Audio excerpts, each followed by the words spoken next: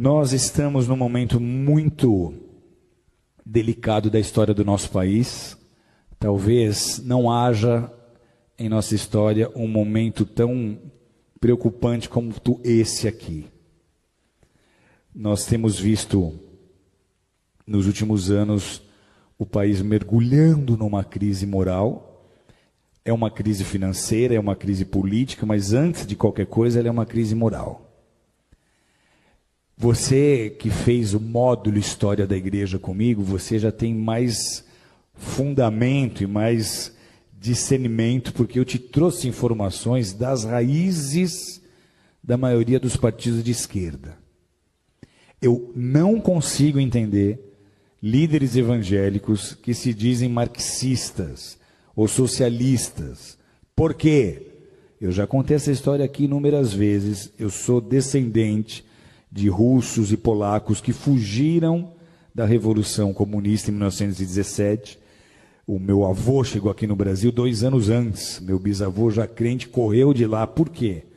Porque essa revolução, ela implantou o comunismo em muitas nações, como Polônia, como Ucrânia, como Romênia, entre muitas outras, e simplesmente eliminou, extirpou, extinguiu as religiões onde quer que essas nações estejam sendo dominadas. Eles prenderam pastores e eles mandaram pastores para Sibéria para morrer de frio, para serem torturados e morrerem congelados. O bloco da União Soviética, ele mergulhou numa densa treva espiritual, numa densa escuridão espiritual por 70 anos. Você chega na Rússia hoje e tenta pregar o evangelho, as pessoas não têm ideia nem de que seja Jesus. E essa filosofia é a filosofia que move todos os partidos de esquerda. Os ideais desses partidos são os mesmos ideais de Karl Marx, são os mesmos ideais de Engels. Na loucura das suas ideias revolucionárias, eles começaram a pregar e a ensinar que a desigualdade social que eles deveriam combater começa na família. Eles começaram a dizer que antigamente, se você lê a literatura que fundamenta as ideias desses partidos, eles começaram a pregar que a desigualdade social ela começa na família, porque lá atrás, segundo eles, quando nós viemos dos macacos, não havia marido e mulher. Todo homem era de toda mulher era de todo homem, e os filhos não eram de ninguém, os filhos eram de todos, como os animais. E todos dividiam e compartilham tudo aquilo que eles tinham. E aí alguns mais espertos resolveram plantar em maior quantidade, ter um gado em maior quantidade para ter uma maior provisão, e para isso eles precisavam de gente trabalhando, e aí eles começaram a tomar mulheres para eles, gerar filhos para colocar como escravo no trabalho. Então eles dizem, a família é a culpada da desigualdade social, e essa é, queira você acreditar nisso ou não, a raiz que movimenta tantas ideias e tantos projetos de lei que tentam sendo aprovados, tentam se aprovar no Brasil, com a intenção de destruir a família tradicional, de destruir a família modelo judaico-cristã. Esses são os partidos, amados, que estão imputando na educação as cartilhas de gênero sexual, como nós temos vendo, de ideologia de gênero.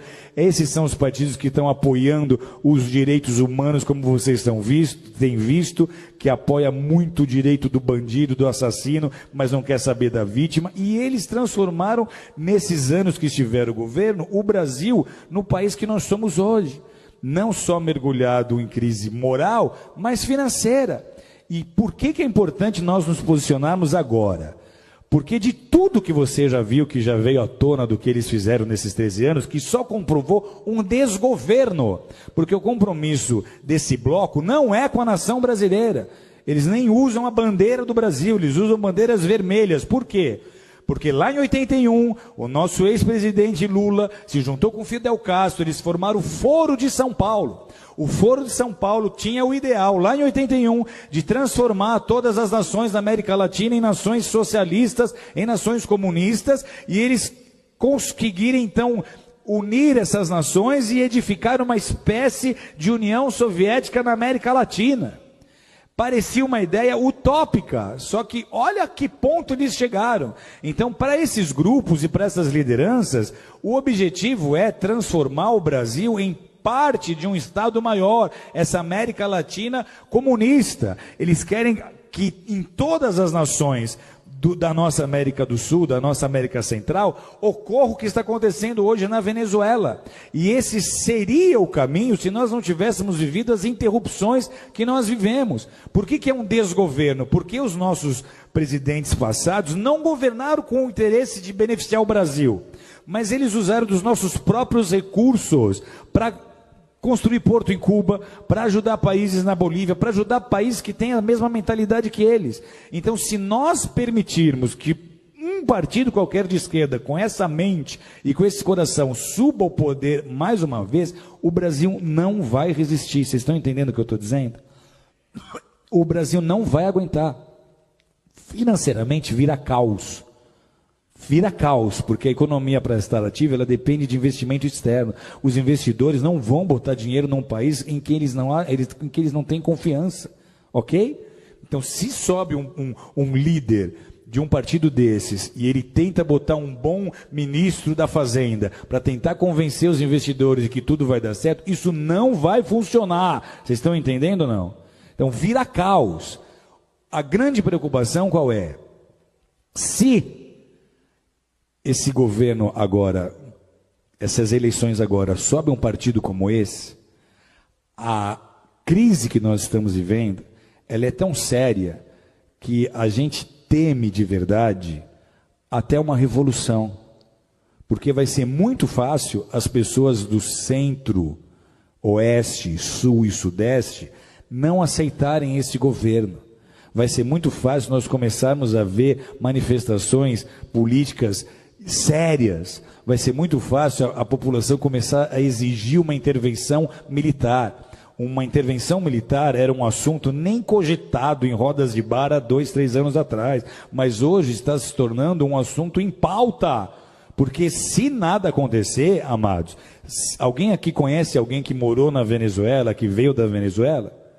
A Venezuela, até muito pouco tempo atrás, era um país próspero. Eles têm petróleo. Sabe o que falta hoje na Venezuela? Falta papel higiênico.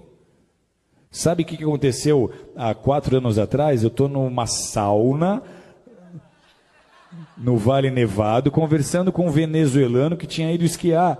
E ele conta, a Venezuela está faltando papel higiênico. Isso há 4, 5 anos atrás.